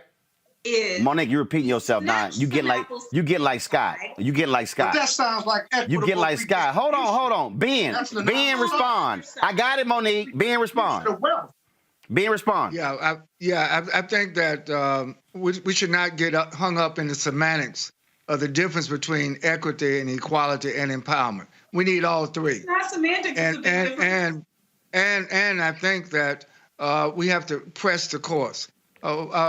There's no difference of opinion. The question is, what are we going to do about it? We have a problem, and this problem is a serious, systematic problem, and we need to work together to address this problem. Listen, I don't think we should be accepting any inequality. I don't think we should be accepting any inequity, and I don't think we should accept anything that's not going to give us the capacity to empower ourselves, to build our businesses, and raise our communities out of poverty. White benevolence is not going to do it. And that is why I think that we have to demand from a business perspective how to engage these new policies. I think the policy articulation by the Biden-Harris administration is great. The question now is how it will be implemented and what will be the results, not 4 years from now, but now. Our problems are so severe in Black America. We do not have time to have more studies. We know the problem. Now's the time for us to get action. And that is why reparations is just not about money. Reparations is about repairing the damage. And the damage is systematic when it comes to Black-owned businesses. Look, for me, this is real simple. I keep it real simple. Short term, the amount of money they're spending on COVID, how much money is going to Black media when it comes to outreach and when it comes to the vaccine? That's first. That's what I want to know right now. Second thing, I want to audit on the census money because they're still dealing with that, where that money is going. Is there any money left? Thirdly, the CBC should say there should be a complete audit of every single federal agency to look at every single contract right now, what advertising agency has the contract, and what Black ad agencies are those white ad agencies partnering with, and what Black media are getting dollars from those existing ad agencies. And so that's what should happen. And so, Ben, I don't know who y'all have with NMPA working on that. We can certainly work together on that, but we have to put that information out and expose it, because if people aren't armed with information, then they don't have it. And I dare say Scott's law firm should be looking at filing a significant lawsuit against the advertising industry for their systematic exclusion of Black folks. But that's, Scott, something you can work on. And I'm sure Rainbow Push want to be involved in it as well. And since Monique here, I'm sure she can help Scott as well. So everybody on this panel can go to work. And what you gonna do? What you gonna do? Easy. I just gave you the damn plan. clearly, clearly, Scott, you know nothing about the Bible. When Nehemiah surveyed the wall and there was damage, and then he came up with a plan of action, and then he went to the people. The Bible says the people said, "Let us rebuild." See, Dr. Tavis, he don't know nothing about that, Doc. He ain't read Nehemiah. He don't know. But look, one good thing I can say about Scott Boland, he's the general counsel for the National Newspaper Publishers Association. And the reason why we chose him, we are going to have to take legal action. We're also going to have to do extra legal action. But I think the audit, because see, the thing is, Roland, there have been studies, and so the data is there. The question is now, it's time for action by these federal agencies. And of course, we're going to meet with the Congressional Black Caucus, absolutely, as you recommended. And we're going to meet with the White House. We're going to meet with Susan Rice. I think we need a whole of a government approach to make sure that we don't get triage this time. What happened with the United States Census was terrible. The way they treated the Carl Williams agent, which was the only black agent, she was a subcontractor. They never contracted with black-owned ad agencies. They did it with the white agency, and that's why black-owned media did not get a fair share of those advertising dollars. That only happens every 10 years with the U.S. Census. Dr. Chambers, if I may, Roland, if I may. 30 seconds. 30 seconds. The attack has to also go to the agency. So when that bid comes out, we're not accepting subcontracts. We need to be a direct contractor. And the way the bid is written has to be looked at. And then you can contest that bid through a bid protest so that we get more direct contracts versus subcontract. Yes, and I'm saying that's what your law firm is there for. Ben Chavez, I appreciate it. Thanks a lot, man. We're going to keep this thing going.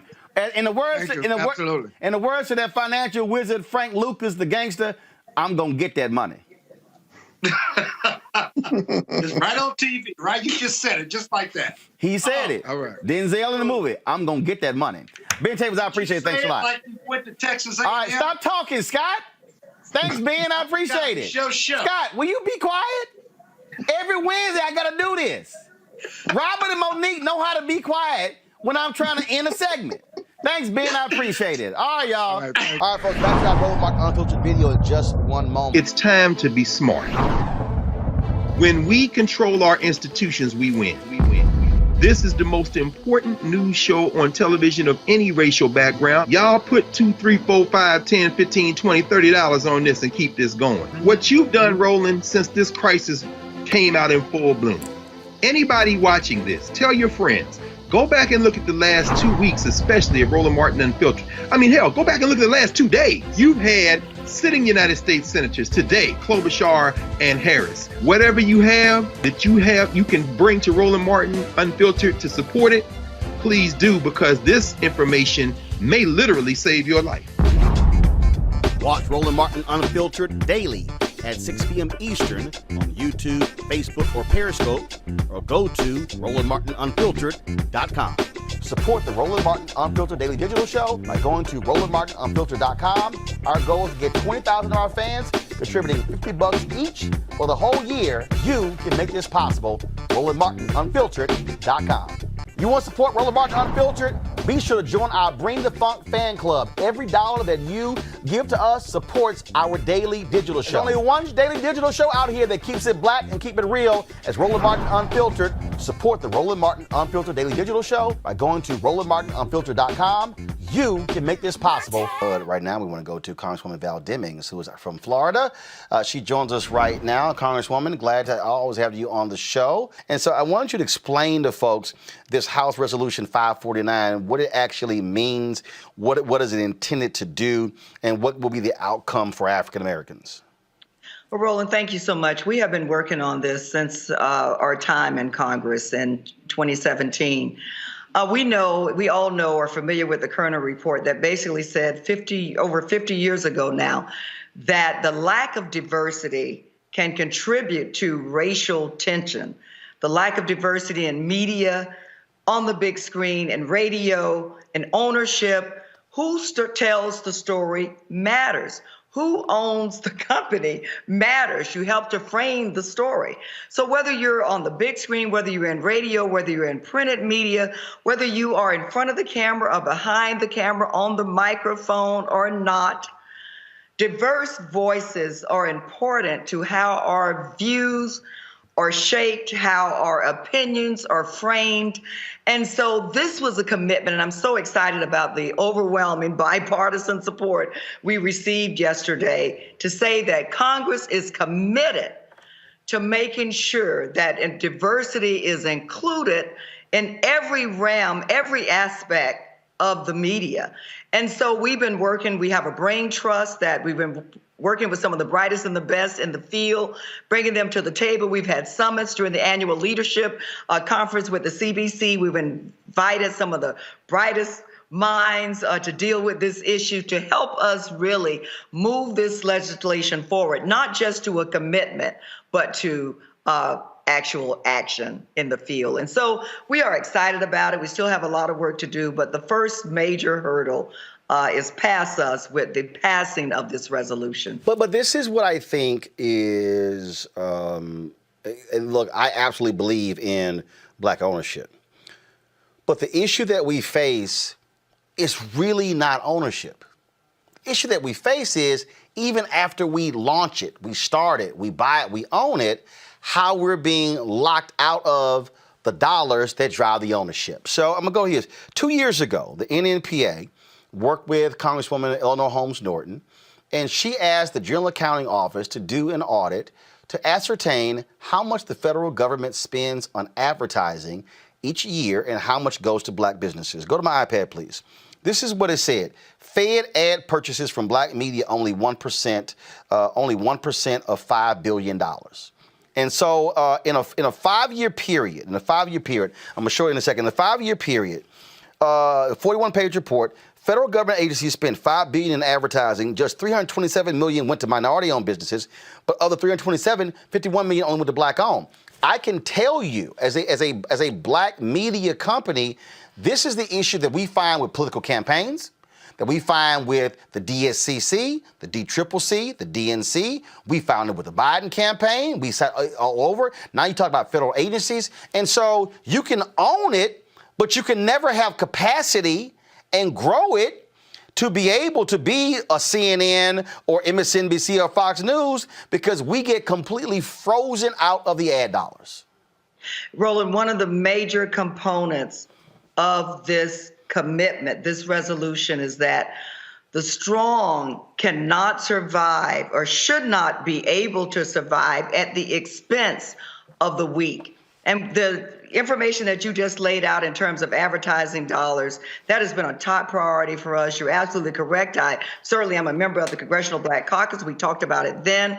I was one of the recruitment chairs with the DCCC. We talked about it then. I certainly have worked with the Biden campaign. We talked about it then. And so this legislation, we certainly understand that the strength goes where the dollars goes. And if we're going to get to the point where we need to get to with diversity in all things in this area, then the dollars have got to accompany the resolution and the legislation. And so we have a lot of work ahead of us, but I am very, very encouraged by where we can get to if we continue to have the political will and hear from voices like yours to help us get to where we need to get to. I'm gonna tell you, I mean, that really is the piece. And I'm just gonna use an example. I mean, you know, and just to understand, federal government is one thing, and I think certainly, and this happened with the census. Your colleague, Congressman Stephen Horsford, was on here. When he met with Y&R, Young and Rubicam, which was the agency that they picked to handle the $300 million for the census, they told him, we are not going to buy any advertising for any newspapers, 50,000 circulation or less. That arbitrary decision completely impacts 98% of all black newspapers. 98%. And now, but here's the other deal. So I have to deal with them on this. Let me tell you how the game was rigged. Y&R got the contract. Then they gave it to a subsidiary that they also owned to manage it. Then they partitioned the digital portion out to a subsidiary they own. Then they partitioned the TV and radio to a subsidiary they own. So they got paid 3 different times. We filled out the ad deal in April, never heard from them. I called them out on the air, on social media. They called Carol H. Williams, the black ad agency, who they froze out. And, oh my God, what's going on? She said, y'all ain't responding to his proposal. That's the only reason we got some money, because I had to literally call them out. So again, part of this deal is how these games are being played. Now that's just, again, and the CBC fought to get, Barbara Lee told me, they fought to get $70 million added to the budget to reach black folks. So here's what I think all should happen. The CBC should do an audit of Young and Rubicam and say how much of the census money went to black media. And pinpoint it, because that's also part of the deal. They don't like the word audit because they're controlling the dollars. In these white ad agencies, they come up with the metrics to freeze us out. The game that they play to freeze black media out is stunning. Oh, Roland, I'm well aware of the games that they play, but those are the kind of things that we need to be directly involved in. I was serious about voices like yours coming to the table because this is an issue that we've dealt with way too long. I think we made a yeoman's effort over the last couple of years to really try to hold them accountable. But as you've just indicated, I think the census is just one primary example. We know that black and brown communities, many of them are very suspect, if you will, about the census. And reaching them through black media, reaching them through black newspapers and brown newspapers and other black radio and others is the way to get the message to them about the importance of the census. And so that is a primary example that we can use going forward, whether it's an audit, whether it's hearings, but really looking at where we need to go, what games are still being played, and what path needs to be taken to get us where we need to be. So when the census rolls around again, we will not find ourselves in the same place. Well, we stand with you, and I said this. I mentioned that $5 billion to Senator Chuck Schumer when he was on here. I'm still trying to get Speaker Nancy Pelosi to come on. I told her office, and let me be real clear, the white staffers in her office, that she got to be doing black media as well, not just doing MSNBC and CNN. But again, I said to the Biden-Harris folk, we coming after that $5 billion because there's no way we can ever grow if we're frozen out. And that's really how the game has been played. And so we appreciate this resolution. Anything that we can do to simply let us know. But in the words of that great financial wizard, gangster Frank Lucas, I'm going to get that money. Roland, thank you so much for inviting me on. It's so great to be with you again. I appreciate it. Congresswoman Val Demings, great job with the resolution, and we'll keep it going. Thanks a lot. Thank you. It's time to be smart. When we control our institutions, we win. This is the most important news show on television of any racial background. Y'all put $2, $3, $4, $5, $10, $15, $20, $30 on this and keep this going. What you've done, Roland, since this crisis came out in full bloom. Anybody watching this, tell your friends. Go back and look at the last 2 weeks, especially of Roland Martin Unfiltered. I mean, hell, go back and look at the last 2 days. You've had sitting United States senators today, Klobuchar and Harris. Whatever you have, you can bring to Roland Martin Unfiltered to support it. Please do, because this information may literally save your life. Watch Roland Martin Unfiltered daily at 6 p.m. Eastern on YouTube, Facebook, or Periscope, or go to RolandMartinUnfiltered.com. Support the Roland Martin Unfiltered Daily Digital Show by going to RolandMartinUnfiltered.com. Our goal is to get 20,000 of our fans contributing $50 each for the whole year. You can make this possible. RolandMartinUnfiltered.com.